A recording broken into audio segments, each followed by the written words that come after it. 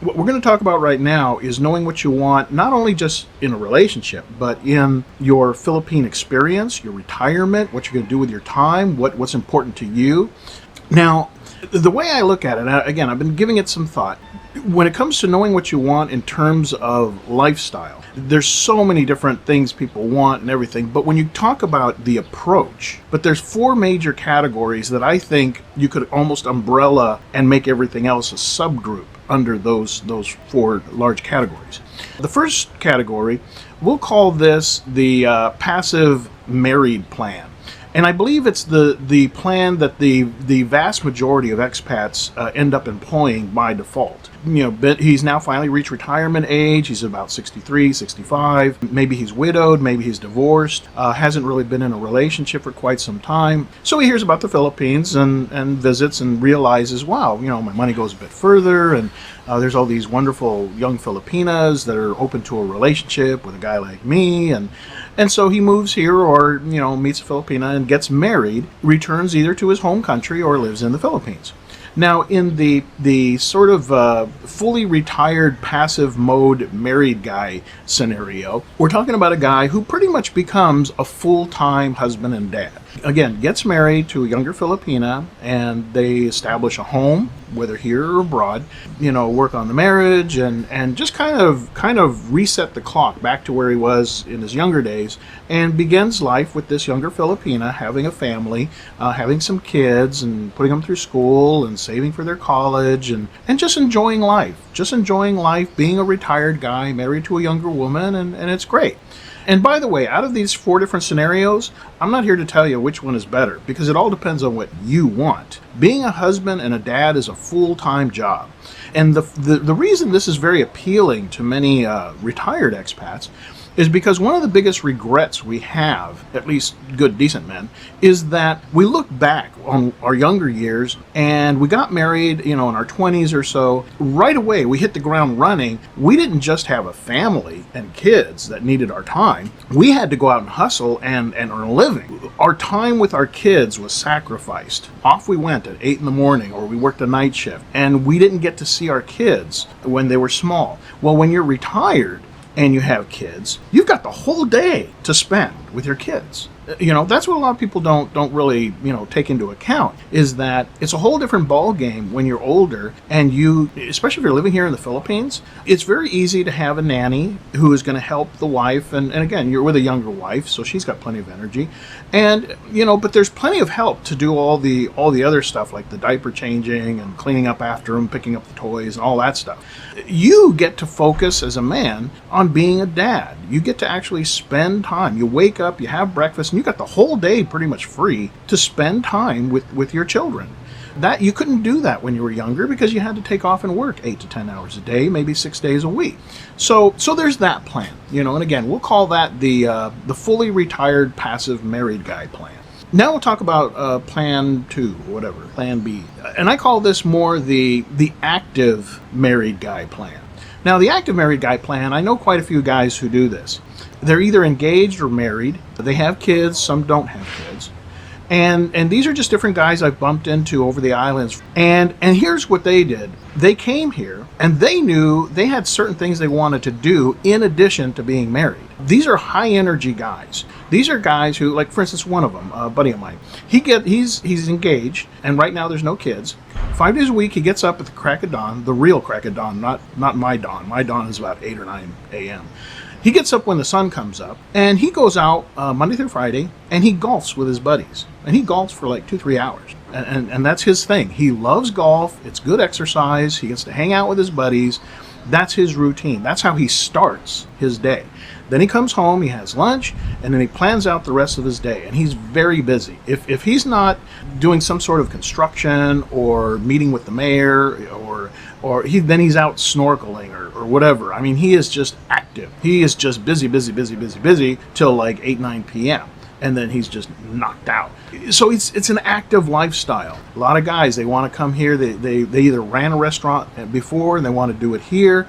They're married, they have kids, whatever, and then they're running a restaurant, and they're just active. They're really just managing the business and getting the supplies and handling, just being busy. They're not home all day watching the kids. They're doing stuff. Because again, these are like highly motivated guys that they wake up and they do their list and then they're like, okay, this is what I'm getting done today. So there's that plan, the actively retired, busy guy, married plan. Now we'll move on to the two other single plans. In the first single plan, I call this the committed bachelor plan.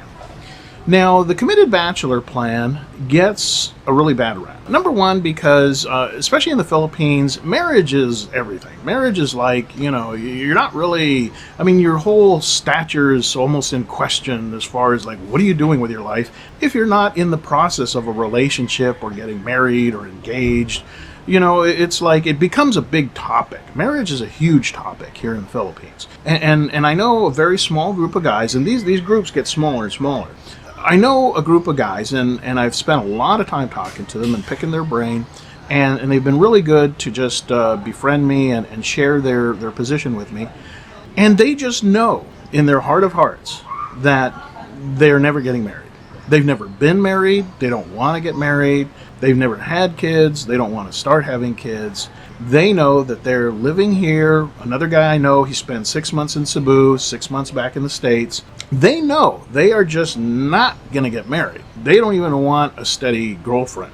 They just do not. And here's the most important thing, and this is where I think the committed bachelor guy gets a bad rap, is there's two ways to go about this, the right way and the wrong way. If you're a committed bachelor guy, then honesty and being upfront has to be rule number one. Every girl that you meet, you've got to let her know by the end of the first date, end of the second date, you have got to let her know at the very beginning, you are a committed bachelor guy. You're not looking for a permanent girlfriend. You are looking for a woman who wants to spend time with you, be a good friend, be available to keep you company, whether it's going to a movie, going island hopping, going on a short trip, or spending the weekend at your place. But you are not, you tell them up front, you are not looking for a girlfriend.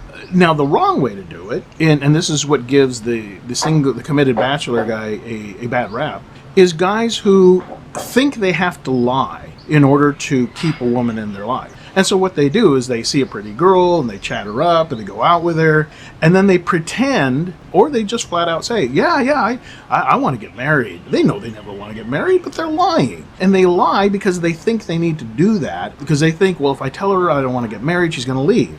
Well, that's a possibility, but that's the cost of being honest. Maybe she will leave, but guess what? There's several million other Filipinas to talk to. And I think this is probably a better term of the term sexpat. You'll hear the term sexpat thrown around a lot.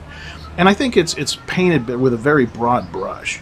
To me, a true sexpat is a guy who is one of two things. He's either deceiving decent women in order to be intimate with them, or his entire life is just focused around sex, and he's willing to pay for it or whatever, but basically that's all he's about. He's got nothing else going on. And that could be short term on a 2-week vacation, or that could be his lifestyle. I mean, there's guys on Bohol that I know that I've met who that's all they do. I mean, they are like junkies.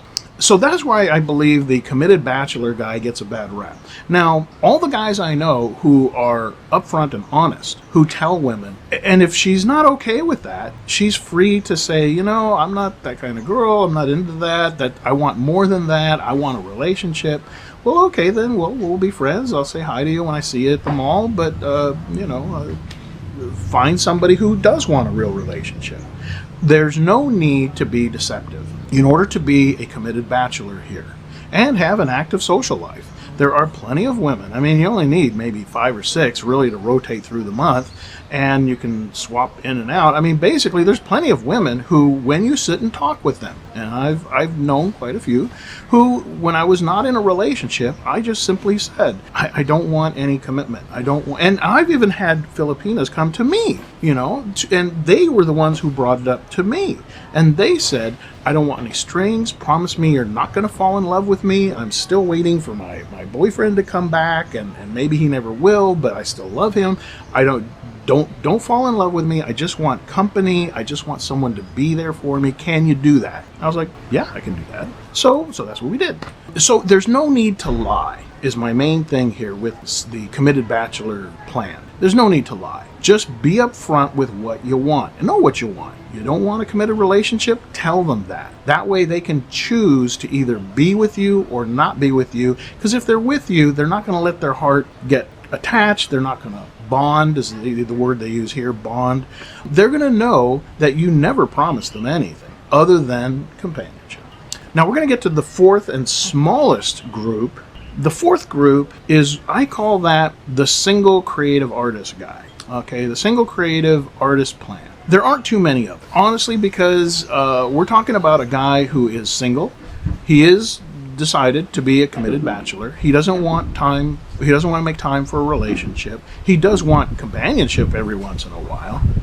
But what separates him from the regular committed bachelor guys is that he has a creative outlet that he simply must satisfy. It's the driving force in his life. It is first. It is first before women. I'll even go so far as to say it's more important to him than women. It's more important than sex.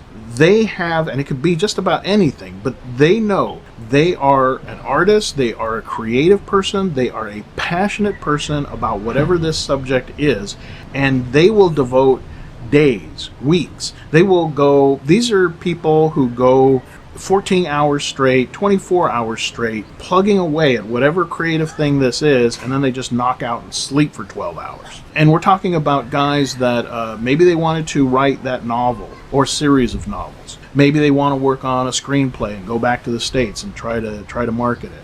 Maybe they have a business idea that is just so involved. Maybe it's really heavy into programming or whatever, that they just have to sit at the computer and they have to knock this thing out and fix it and troubleshoot it. They don't have time for a woman. They might have time in 2 weeks, and then they'll go find somebody to hang out with for a while, and then they go back to their project. But this project is number one. And there's not many guys like that. There really aren't. You know, it's one thing to have an interest and go golfing 5 days a week, but it's a whole other thing when you are a consumed artist who feels that you just, if you die without completing this project, it's all for nothing. You must complete this thing. Now, I know another guy who falls into this category, and he's got a girlfriend, but honestly, he spends a very vast majority of his time underwater. He is into scuba. He loves scuba. He's an instructor. He is literally a fish out of water if he is not in the ocean. That is where he lives and breathes. It is his thing. It is his passion. Maybe you've met people who are into skydiving or something similar who just, everything relates back to scuba diving or skydiving or whatever. You know, there's just guys who have something that they really want to get done. And these are guys who barely even have time for the companionship once in a while. Definitely not a relationship. And they definitely don't have time for marriage. And they know that. And they may seem a bit aloof. They may seem like you only see them in passing and they're always on their way somewhere. And they're very solitary people. They're almost loners. When they make time to be social, they have a wide circle of friends that they can talk to and spend time with, people that want to spend time. They're friendly people. They're good people to be around with and have them over for a barbecue and whatever. But so they're not antisocial. They're very social. But the thing is, their project comes first and foremost. Now, again, there's many other approaches to retirement, but these four, 2 that are married and 2 that are single, are, I believe, the major umbrellas that you could put a lot of those other plans underneath.